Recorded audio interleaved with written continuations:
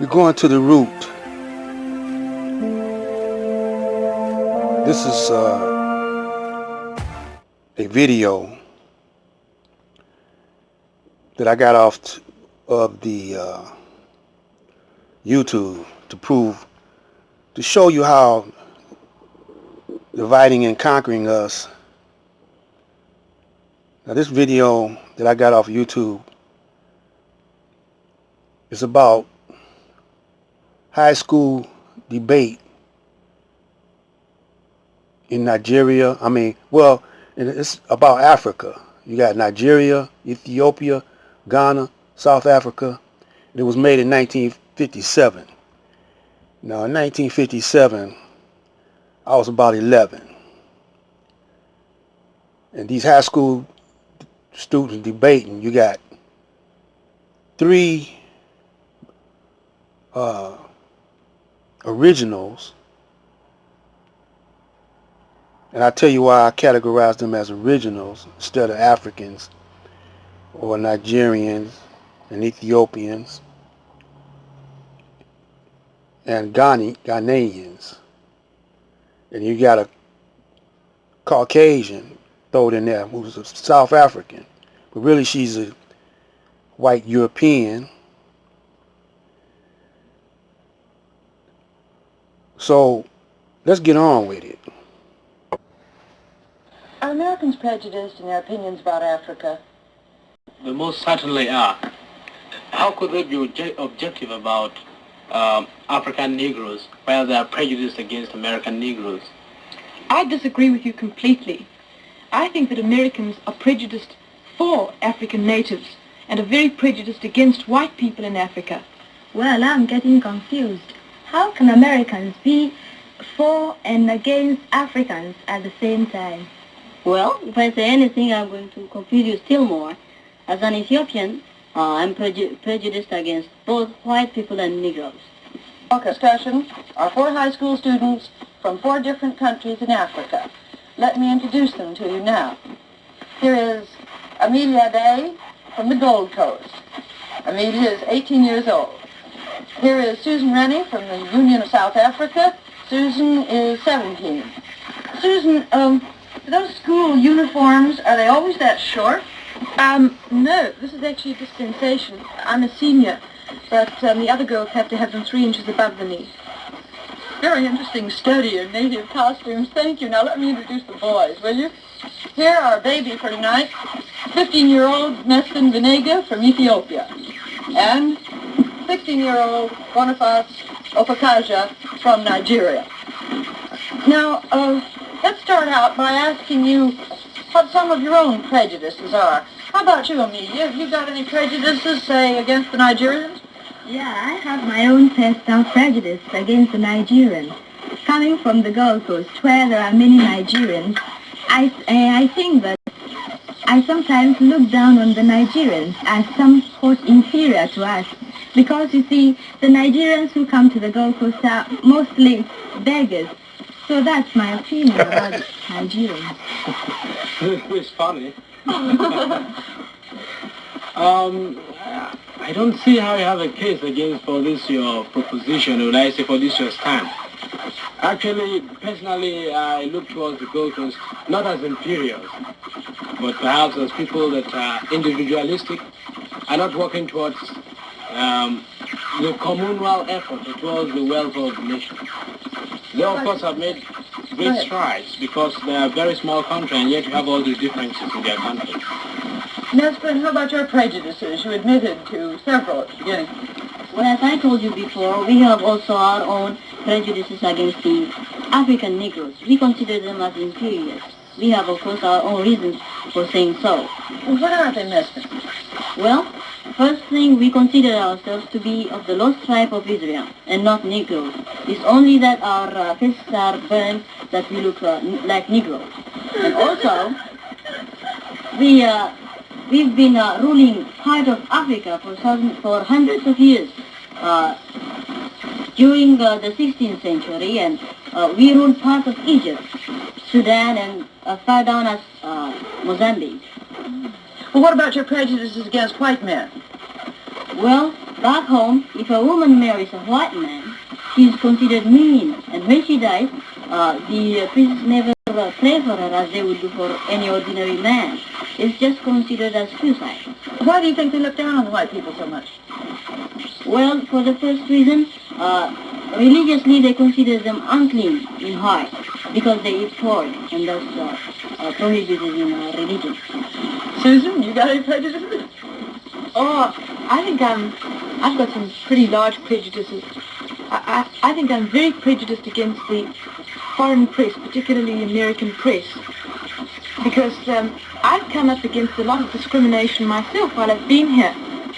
As a South African, everywhere I go, particularly in the schools, at the moment I mention that I'm from South Africa, I'm discriminated against in the sense that, well, the picture in South Africa, the situation has been so badly distorted and so exaggerated because racial news is sensational news.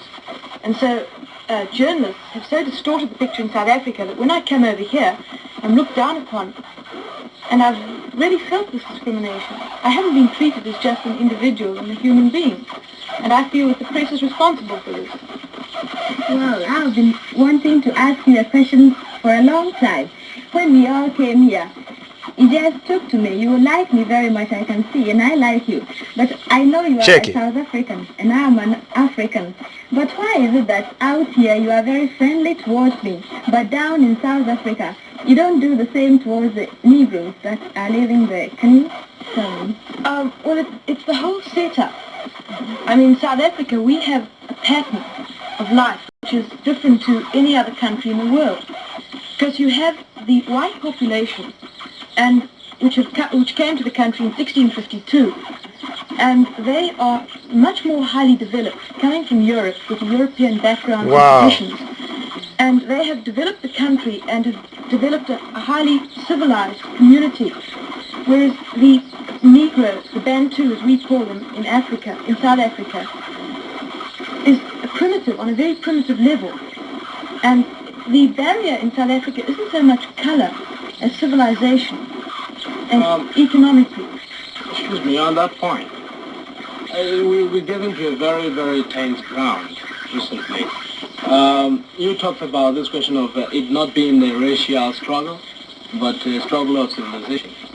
Well, personally, you see, I sympathize with your situation, because I couldn't live in a country, your economic position, and perhaps your future well-being as a nation might be in danger if you allow the strong-hearted, driving Africans to take over the government.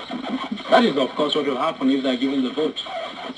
Nonetheless, let us come now to that basic issue of racial segregation. Wow, she got mad. I hear this honorable gentleman from Ethiopia. I think it's high time Ethiopians come to the side where exactly they are. I usually wonder, are you Negroes? You are not Negroes. You say you are not Negroes. Are you white? You're not white. What are you? Well, I told you the answer. We are not Negroes. We are one of the lost tribes of Israel. It's just because our faces are burned that we look like I brought the point, we are lost. I think that makes a conclusive answer. I'm wondering if Susan and Nestor have something very much in common. Neither one of you admit you're Africans, and yet both of you live in Africa and have for generations and generations. Well, I won't say that we naturally, because we're a different ethnical group, we're not Africans in the sense that the Negroes and other groups have actually originated in Africa. But I consider South Africa my homeland and my fatherland, and I always will. And there is a misconception that exists. Most people think that the white settlers came to South Africa and took the land from people who oh no, it is not, and I'll prove it to you, who came to South Africa and took it away, as the whites came here to America and took it away from the indigenous occupants. In 1652, when the first white settlers arrived at the Cape, the Bantu, as they are now known, the Negroes in South Africa, were still coming down from equatorial Africa, migrating, and it's a fact that they had not yet entered what is now known as South Africa, the borders of South Africa. The only indigenous occupants in Africa, South Africa at that time, were the Bushmen, and they were exterminated by the Bantu coming down. Excuse me, Susan, on that point, I think you've read your history upside down.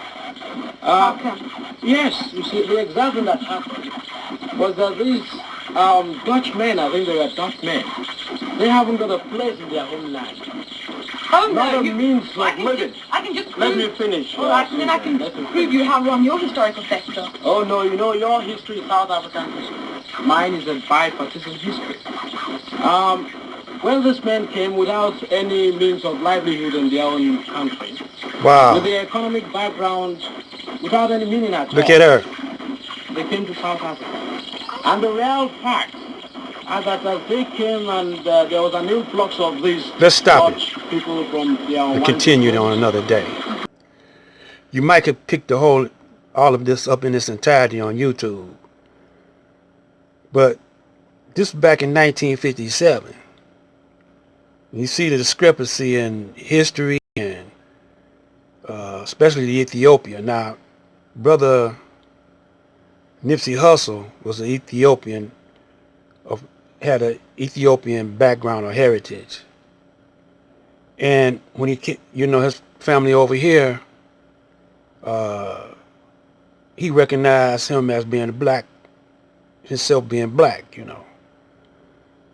So this is why the Honorable Elijah Muhammad said in Supreme Wisdom that the Caucasian called Africa to divide us and conquer us.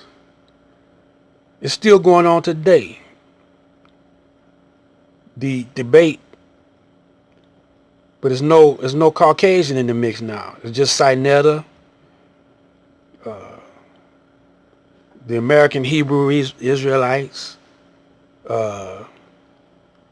They say they're not connected with black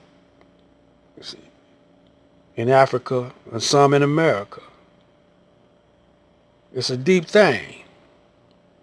This is why we must get to the root of things. And the one that brought the root knowledge to us was Master Farad Muhammad. But y'all reject him. But you can see today, everything that Elijah predicted is happening today. The fall of America. How to eat to live. Everything is happening right now. And you still refuse to give recognition.